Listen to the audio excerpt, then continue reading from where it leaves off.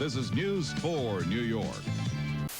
Hi, my name is Gerard Lordahl, and I'm a horticulturist with the Council on the Environment of New York City. I'm going to be talking to you this afternoon about container gardening. In the 80s, New York City was just getting going in the community garden movement.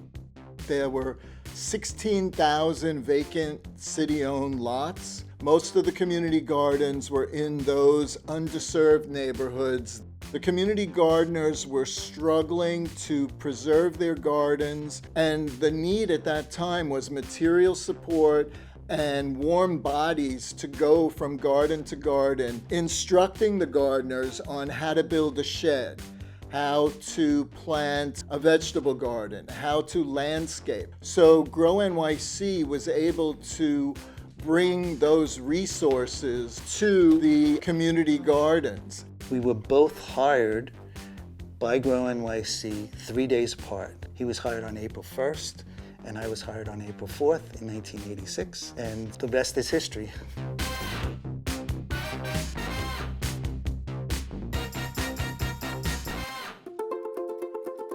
Much of what I learned came from what I knew of Liz Christie.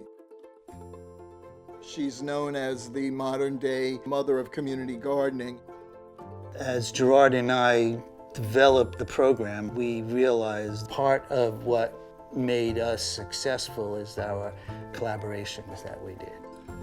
The Plant-A-Lot program was supported by Richard Abrams, and he really enjoyed seeing the kids play in the grass and the play equipment and having these natural spaces adjacent to their daycare centers. When I went to gardens, people would say, what I really need is soil. What I really need is cow manure. What I really need is someone to come and teach a workshop on how to build these garden beds. With Marian High School's support, we were able to get the grow truck.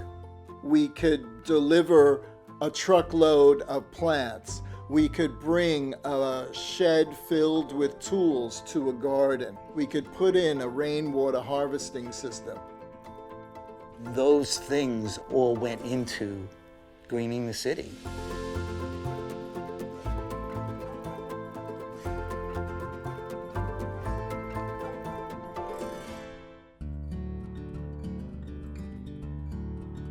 In a community garden, you have to work with other members of your community to decide how are we going to organize ourselves. It's so much more than just putting a flower in the ground.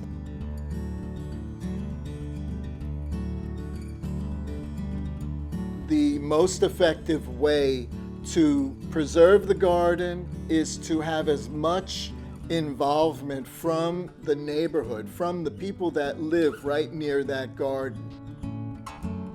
So many times, Lenny and I have heard people say, I lived across the street from this person for 10 years.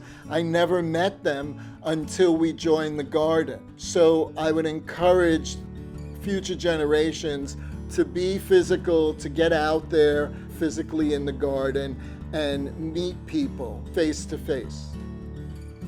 The fact that community gardening is accepted everywhere today can be attributed a lot to what we did and who we worked with over all these years. So I think it's a wonderful thing that Gerard is getting the recognition that he so deserves from all the work that he did and how much he meant to GrowNYC. I am proud of the work that I was involved with. We all had different skills that we were able to bring together, and I think that's reflected in 150 gardens that we were able to build, and that's a beautiful thing.